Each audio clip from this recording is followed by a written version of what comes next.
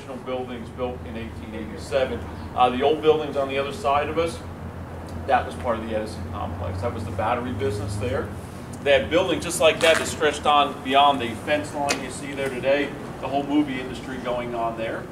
And then down beyond these buildings here, there were a whole nother line of buildings, and that housed the whole music industry. So R&D going on here, manufacturing that ring of buildings around us. Yeah, it was an amazing complex back in the day. There's a really nice picture in the library. As soon as you walk on in, if you look right up above the genius of electricity, you'll see what this place looks like. It's truly amazing. Any other questions? There's another building which is kind of gutted. Is that part of this complex? It was, right. That was the battery business, right? Yeah. All right, well, looks like we got everybody here, so we get started. My name is Carmen. I do want to welcome you to Thomas Edison National Historical Park.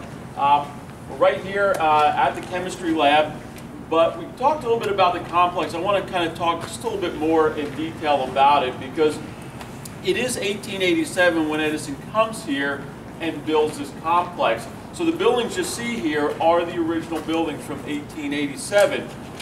The interesting thing about this place, it really changes over the course of time, right? Edison spends the last 44 years of his life here, from 1887 until his death in 1931. And there are different projects that happen here over the time. And so the buildings actually change in their designation. The science buildings change. Walls went up, walls went down in Building 5. But the interesting thing is this building right here behind me, the chemistry lab, never changes in its designation. It is always the chemistry lab. It's going to be neat when we head on in there. Like we just talked about, and I'll reiterate that whole thing, there were over 10,000 people working here this week right around World War I. Close to 200 people right here in the R&D section. This was the start of R&D. When Edison opens this place up in 1887, nobody has a facility like this. And Edison understands the importance of all the pieces of the puzzle working together and him controlling all of those pieces of the puzzle, right? From the library where the ideas would have been generated at, where they would have solved their problems, done their research, to the stockroom where they gather their materials, to the machine shop where they're actually making their prototypes at. Take out any of the pieces of the puzzle, and now Edison's on somebody else's timeline, right? So Edison could easily, at any time of the day, whenever, change the whole schedule on how things were going to happen because he is controlling the whole process in what he develops here. This is the blueprint that a lot of companies follow after Edison sets this up in 1887. So it's a very interesting concept that he has here, one that's still followed today in many, many companies. So we're going to head on into the chem lab. Just a few words of caution before we go on in. This really was a working chemistry lab. We're going to see a lot of bottles, a lot of jars in there, some of them still with chemicals in them today. So I ask you please not to pick up or touch any of those bottles or jars while we're in there. There are many artifacts on top of the tables, some of them within hand's reach. I ask you please not to touch, pick up any of the artifacts that are there on the table, even down to the point of leaning on the tables or setting anything down on the tables while we're in there. Feel free to take pictures while you're in there. I just ask you please to turn off your flash while we're in. Are there any questions before we head on in? All right, let's take a little step back in time.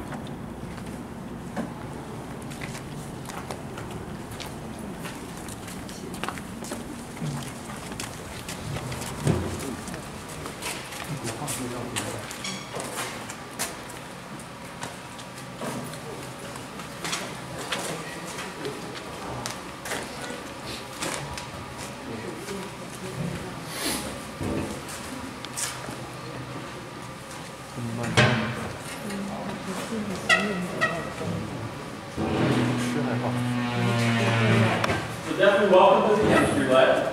Has anybody been in the chemistry lab before? Cool. All right. So kind of think about that as you're in here. We're looking at things. Kind of think about a chemistry lab that you're in today. Maybe you've seen pictures of them. Kind of think about that and this place here. A lot of people say this is kind of old and archaic look. It definitely is. But it was a state-of-the-art facility when Edison has this built, all the way up until the time he probably dies in 1931. It was still a state-of-the-art facility. Also, remember Edison, over the course of his lifetime, Thomas Edison has 1,093 U.S. patents. He still holds the record for U.S. patents still to this day. And remember, he dies in 1931. Out of those 1,093, over 600 of them come from the West Orange facility. So when he comes here in 1887, he starts to work on a couple different projects, but definitely one of the big ones is the whole music industry, right?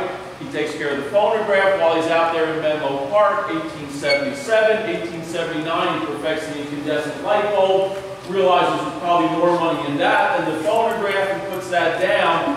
And then when he comes here in 1887, he starts to look at it again and starts to work on the music industry while he's here. He's going from cylinders while he's here, made out of wax. Later on, he called it metallicized soap, which was a very, very hard wax, onto the blue amberol cylinders, and then onto the records themselves. Now, what's really neat is what they're working on here are two different things. One is the plastic. The plastic that they're using is called condensite, which is very, very, very close to Bakelite. But it's a plastic that they came up with here, a man named Jonas Allsworth, and that was they're using on the records. But also, how do we press out the records? And so the hydraulic press here is where they're working out the process for actually pressing out the records. Now, it is only one at a time, but eventually, once they got that process to where they wanted it, he had machines in the phonograph works area. Each machine could press out 12 records at a shot. So, I don't know if you guys have seen the record. I can pass it in the crowd if you guys haven't seen it. So they're working on that. They're also working on some other things in here. They're working on a nickel iron rechargeable battery. They were manufacturing across the street there in those abandoned buildings. There's a good sample of one here on the table on your left. When you're inside the building there in 5, in the stock room, you'll see a bunch of them down there on the floor that's there. Nickel iron, not lead acid. And Edison has something that he wants to use these for, and believe it or not, it's the electric car. Edison's designing this nickel iron battery to be used in the electric car. Unfortunately, he gets beat out by his good friend Henry Ford, right, with the Model T, and Edison has to find some other uses for this battery, which he does. Finds out you can use them in things like railway cars and submarines and forklifts, even miner's lamps. Up on the 3rd floor, there's a really neat display up there in one of the cases with the miner's lamp, but these little small rechargeable battery packs that they could clip onto a belt loop with a wire that ran up to this nice encapsulated light in their helmets, making it safer for the miners. Now, there are electric cars out there. In fact, if you're heading on up to the house, walk down to the garage, you'll see a couple of them in the garage there. The Detroit Electric was fitted with Edison's batteries. Those that we have up there, I think it's 1913, 1914, those would have ran in price somewhere around $2,000 for that car, as opposed to Henry Ford with the Model T, like $300 to $500. The battery is the cash cow of the company. That is where they are making their money, and this is a sustaining business that actually lasts all the way up until 1955. Now, one of the last projects that Edison is working on before he passes away in 1931 is he's trying to find a plant grown here in the United States to produce rubber, right? So after World War I, we're using a lot of rubber here in the United States, and rubber is not, rubber trees are not a plant that grow here in the United States, right? And Edison's thinking about a what-if situation. You know, what if we're in another war? Would we be able to import rubber here in the United States? But as he sets out on this project, he needs a little financial help, and he knows exactly where he can get it from. His two good friends, Henry Ford and Harvey Firestone. He knows that these two men would be interested in this project, right? Between Henry Ford with the Model T, Harvey Firestone for the rubber, for the tires going on all these automobiles. So down in Fort Myers, Florida, where his winter home is at, he sets up the Edison Botanical Company, and these guys go to work on this project. They actually look at over 17,000 different plants, settle on a plant called goldenrod, right? Basically a weed, grows on the side of the road, but they found out in the leaves of the goldenrod plant is where they can get the latex in order to produce the rubber. Now, those plants only grow about 2 to 3 feet tall, and what these guys start to do is they start to cross different goldenrod varieties. They eventually get one to grow about 14 feet tall. Now that it's 14 feet tall, it's got a lot more leaves on the plant. The leaves are where they're getting the latex from, so now they produce more latex to produce more rubber. They ship the plants on up here. They had ball mill crushers, very similar to what you see on that back table there, where they would crush up these leaves into a powder, and then through a very long, drawn-out distillation process, they get the latex that they need, and from there, they use that to produce a rubber, which is that black substance that's sitting there on the table. So Edison is a success. He actually makes a rubber out of this. Unfortunately, it's not a very good durable rubber, especially for what Harvey Firestone wants it for tires. So even though he does get a rubber, it's not really a very good rubber. This project continues on all the way up and after Edison's death. Around 1934, they pretty much put the project to an end. Of course, at this time, this was starting to head into the 30s, the 40s. There's other companies out there working on rubber projects also, but synthetic rubber, right? Coming from petroleum products, which is kind of where we get rubber from today. The neat thing about this project, it actually has come around full circle because there's two tire companies out there today that are actually using a renewable plant source, and a renewable plant source that's grown here in the United States in their tires today. One of them is Michelin, and they're actually using sunflower oil, and the other one is Goodyear, and they're actually using soybean oil. Now it's not 100%, it's about 10%, maybe a little bit less, but to think about, when you think about all the tires out there, even 10% is quite a bit of savings as far as petroleum products go. So it's neat to see that this project Edison is working on in the 20s and 30s kind of comes back around again, and companies are looking at this again, which I think is pretty neat. So I want you to think about this chemistry lab. As you look down that walkway there, I do want you to picture about 10 or 12 chemists in here working at those different tables, working on different projects, maybe working on the same project, but maybe a different part of that project. But there's something missing in this chemistry lab that would be in a typical chemistry lab today. Something as simple as overhead ventilating hoods, right? There are none here. The only ventilation these guys are getting are from the windows located along the sides here. And they said the smell was so strong in here times you could smell it all the way out to the inside.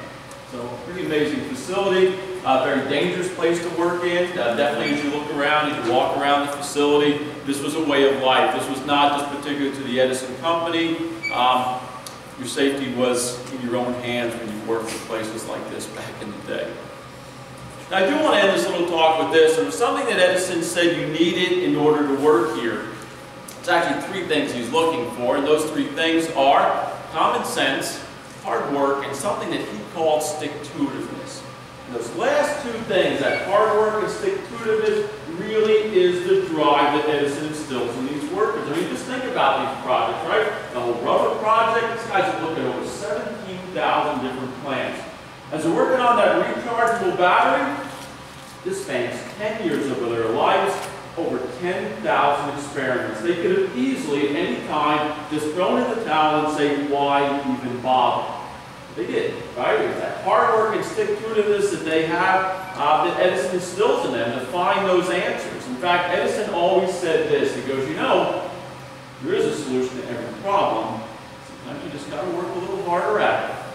And that's exactly what the men in this chemistry lab are doing. Does anybody have any questions about the chem lab or anything about the facility? Yeah. Hang on. Do you know if he employed and brought in any special chemists that were famous at the time? Or did he just like hire students or?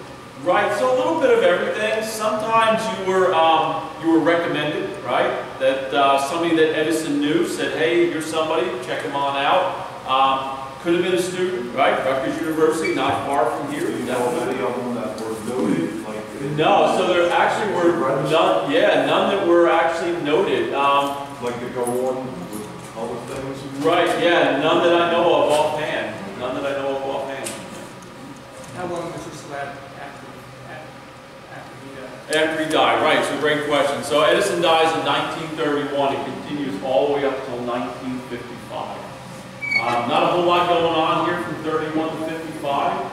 He's out of the movie industry in 1918. He's out of the home phonograph business in 1929. So there's only two businesses left going on here after Edison's death. last of the phonograph works. They were making what was called the Ediphone, like the dictaphone, and the battery business. 1955, they are pretty much done. And what they did is they turned over these original buildings and Glenmont Estate over to the federal government. But what also happens, because the battery business is still going pretty strong, as the Thomas Edison Corporation dissolves themselves, they actually merged with another company called McGraw Electric. So they became known as McGraw Edison. And McGraw Edison continued to make the batteries across the street into the late 60s, early 70s. They're bought out by Exide, and that's the end of the battery making across the street. So what is the reason he can the rest of it? What was he So that's a great question, because a lot of people have asked that question. You know, he's coming from Menlo Park. He's very well known out there at Menlo Park. He's outgrowing that facility. In fact, we have drawings of a place that looks very similar to this here. So Edison's thinking about a larger facility while he's out there in Menlo Park. And to put Menlo Park in perspective to this place, he's got one large building out there. It's a two-story building, and the size of the building is 25 feet by 100 feet. Well, this building is 25 feet by 100 feet. So just picture a building this size only being 2 stories. That's his main lab complex. So he's outgrowing that facility, but what also happens is his first wife, Mary, passes away at the age of 29. Right around, it's 1884 when she passes away. A year and a half later, he meets up. He marries his second wife, Mina. They buy that house in Llewellyn Park. This is pretty much farmland. So this is where he sets up his complex. But I also want you to think about this. And this is just me speculating on this story. What is the #1 rule of real estate? Location, location, location, right? So I want you to think about this.